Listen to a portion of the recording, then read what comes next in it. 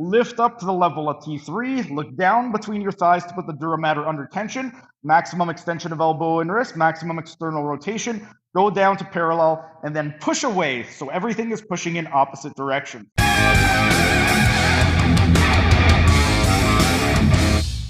And while we're resting, let's continue with our spinal decompression exercise demonstration. And right now, I'm going to be demonstrating the C2-C3 ELDOA. This exercise is meant to create space between the C2-C3 vertebra. If there's any compression at the C2 nerve root or the C3 nerve root, the C2 nerve root, it's going to supply sensory information to the muscles that are responsible for cervical flexion. And the C3 is going to supply sensory information for lateral cervical flexion. So if you have any type of issues with cervical flexion or lateral cervical flexion, it can be due to compression at the C2 or C3 nerve roots. With regard to the actual nerve, we are going to be targeting the lesser occipital nerve and getting a little bit of space in there. And then if that nerve is dysfunctional, what can happen is you can experience a lot of weakness in the trapezius, the sternocleidomastoid, the longus colli, also the rectus capitis, and the splenius capitis.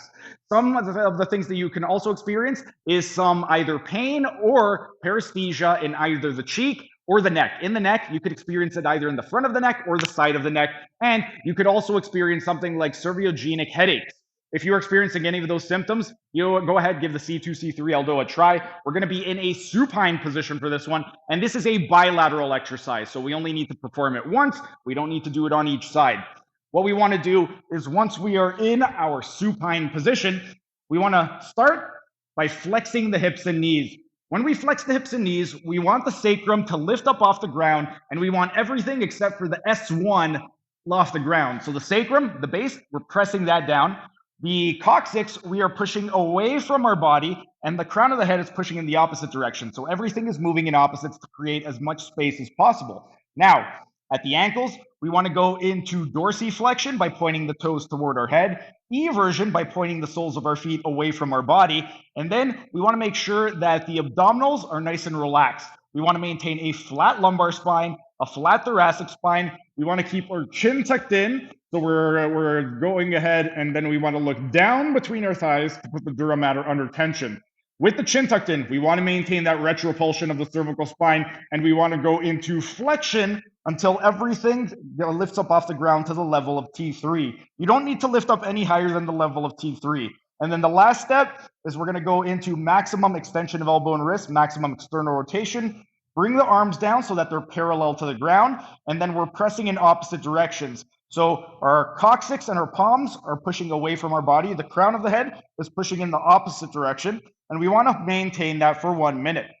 So again, just to quickly recap, we have hips and knees in flexion until the sacrum lifts up off the ground to the base. We got dorsiflexion and eversion, flat lumbar, flat thoracic, retroversion of pelvis, retropulsion of the cervical spine by keeping the chin tucked in, lift up to the level of T3, look down between your thighs to put the dura mater under tension, maximum extension of elbow and wrist, maximum external rotation, go down to parallel, and then push away. So everything is pushing in opposite directions. You're going to maintain all of those components for a total of 1 minute, and then you could go ahead and slowly come out of the posture. If you have any of the issues that I mentioned earlier, go ahead and give the C2-C3 ELDOA a try. Right now, our rest period is up, and during the next rest period, I'm going to be taking you guys through the C3-C4 ELDOA. But for right now, our rest period is up. Time for set number 4. That was just a tiny taste of what can be found in my members only section. If you enjoyed it, become a member for only $5 a month to get access to hundreds of member only videos.